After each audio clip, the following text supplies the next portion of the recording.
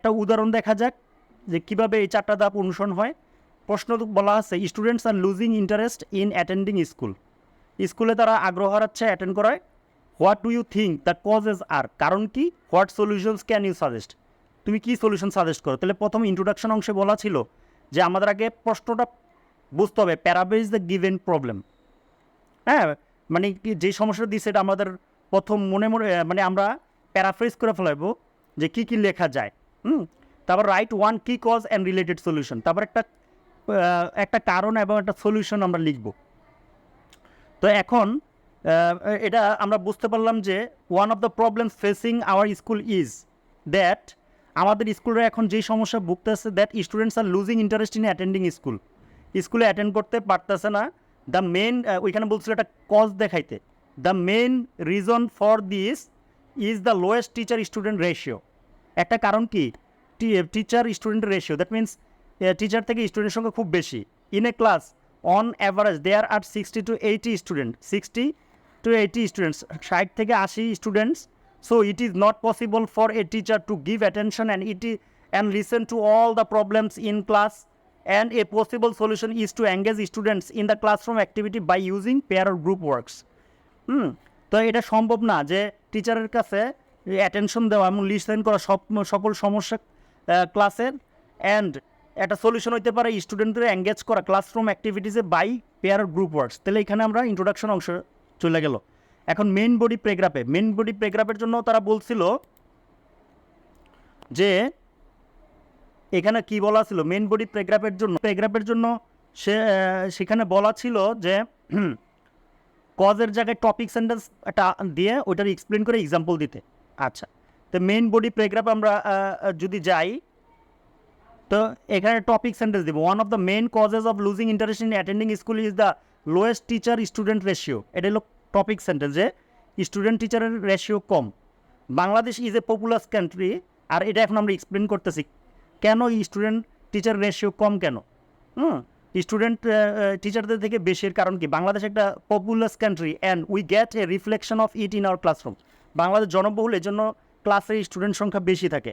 In a classroom there are 60 to 80 students on average, 60 থেকে 80টা student থাকে অ্যাভারেজে। For a teacher it is almost impossible to listen to every one's problem. তো টিচারের কাছে অসম্ভব সবার কথা শোনা। Beside it is known that every student is unique, আর সব স্টুডেন্ট তো unique, and so they are their problem, তাই তাদের সমস্যাও তো ইউনিকই হবে।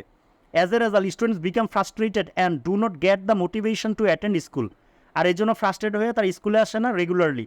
We have a large class of 70, ক্লাসে 70 জন থাকে। Everyday I come to school earlier. তো এখন এই যে আমরা এতক্ষণ বললাম, এই এক্সপ্লেন করলাম কেন স্টুডেন্ট টিচারের সংখ্যা রেশিওটা বেশি, কারণ বাংলার জনবহুল দেশ আর সবার কথা শোনা সম্ভব না। এখন এটা একটা এক্সাম্পল দেওয়া যাক যে কীভাবে এক্সাম্পল দেওয়ার মাধ্যমে বোঝা যাবে। যেমন আমি বলতেছি we have a large classroom of 70, 70 জনের আমাদের classroom. Everyday I come to school earlier to sit on in front of the bench, in front bench. আমি তাড়াতাড়ি আসি যে সামনে বসবো। বিকজ কারণ from the back I can not listen to my teachers carefully, মানে পিছন থেকে আমার টিচারের কথা আমি ভালোভাবে শুনি না। হ্যাঁ, when I sit in the back sometimes I request teachers to be a little louder and sometime my teacher comes close to me to help me with understanding.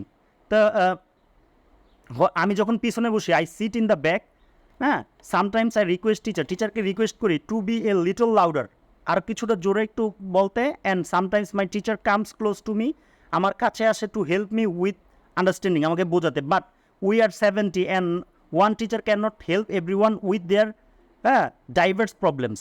তো একজন টিচার এরকম সমস্যার সমাধান করতে পারে না। It is a huge problem that needs to be solve. এই যে সমস্যাটা সমাধান করা উচিত। আমি একটা উদাহরণের মাধ্যমে বুঝাইলাম যে আমাদের ক্লাসের ছাত্র সংখ্যার দ্বারা। এখন মেন বডি প্যারাগ্রাফ 2-তে আমি একটা সলিউশন দিব, একটা টপিক সেন্টেন্স আসবো, তারপরে এক্সপ্লেন করবো এবং একটা এক্সাম্পল দিব।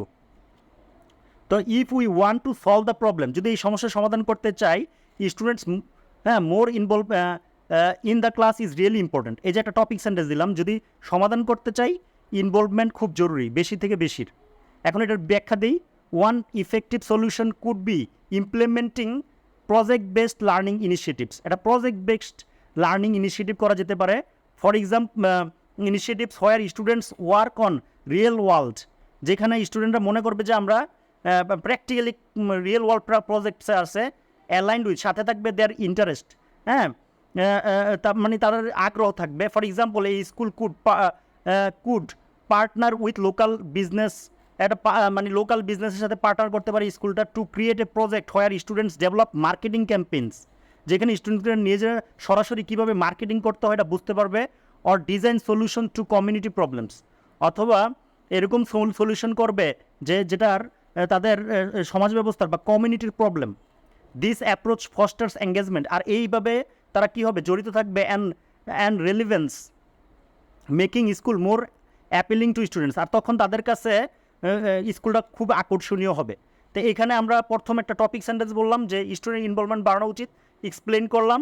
আর এক্সাম্পলটা কি, তারা কি করবে, তারা এই যে কুড পার্টনার উইথ লোকাল বিজনেসের সাথে লোকাল হয়ে করতে পারে। এখন আমি তো মেন বডি প্যারাগ্রাফ 2 সম্পর্কে আলোচনা, টপিক সেন্টেন্স, তারপরে টপিক সেন্টেন্সের ব্যাখ্যা, তারপর একটা উদাহরণ দিলাম যে এইভাবে স্টুডেন্ট সংখ্যার উপস্থিতি বাড়ানো যেতে পারে। কনক্লুশন অংশে, ইন কনক্লুশন, উপসংহার অংশে আসে আমরা কি বলবো, সামারাইজ দ্য টেক্সট। আমরা তখন যা বলছি এটা সামারি করব।